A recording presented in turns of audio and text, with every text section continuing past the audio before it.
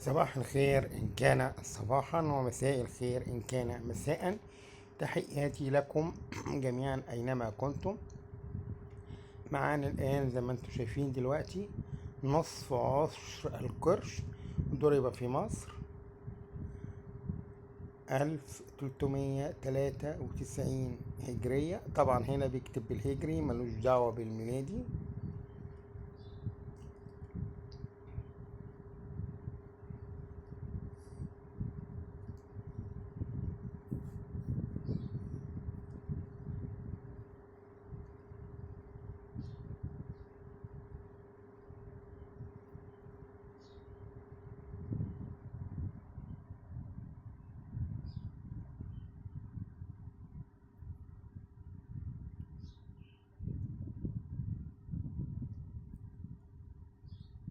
أنا الصراحة مش عارف أقرأ الكلام اللي هنا، هو مش واضح لأن دي عملة أصلية مش كوبي.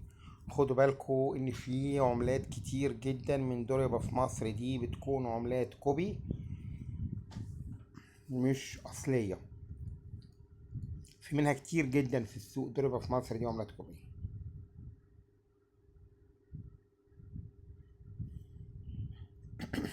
ده معروف يعني فين عملات كوبي. فأنت بتكون حريص، ولو معاك عدسة بتقدر تفحص بيها العملة قبل ما تشتريها، وبتسأل برضو الراجل اللي انت بتشتري منه دي أصلية ولا كوبي. لازم تبقى عارف إنها في منها كوبي. دي اللي هي العملات اللي هي ضربة في مصر دي تحديدا، في منها كتير جدا كوبي كتير. دي أصلية مش كوبي. وأنا على فكرة ما ببيعهاش، دي بتاعتي وبحتفظ بيها يعني، بس أنا حابب أنبهكوا وكده. هي عموما العملة دي الأصلية دي بتبقى دي حوالي دي فوق 150 جنيه. اللي معايا دي فوق 150 جنيه. العملات الكوبي بتبقى أرخص من كده بكتير.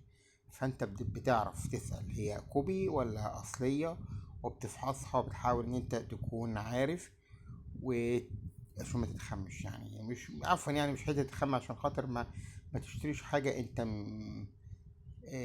عديمة القيمة يعني.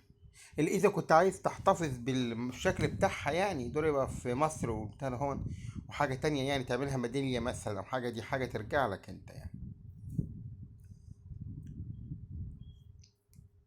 هي عموما زي ما قلت لك تمنها 150 جنيه، وهي اصلية نص عرش القرش 1393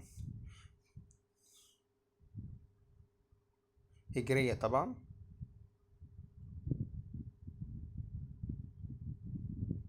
لا عفوا 1393. اه لا يا جماعة، هي ميلاديا عفوا مش هجريا. 1393 ميلاديا مش هجريا. آسف. 1300، آسف ليكوا جميعا مرة أخرى. 1393 ميلاديا. أتمنى إن حضراتكم تسامحوني على الخطأ ده. معلش عفوا. يعني أصلية أنا عارف أنا بجيب الحاجات الأصلية منين، بقدر أفحصها وبعرفها. لكن دي أصلية، وآسف ليكم مرة تانية إن أنا قلت إن ده تاريخ هجري. أتمنى إن حضراتكم تعملوا لايك للقناة وللفيديو، وتسامحوني على الخطأ اللي ورد بيه. وإلى اللقاء في حلقة قادمة بإذن الله.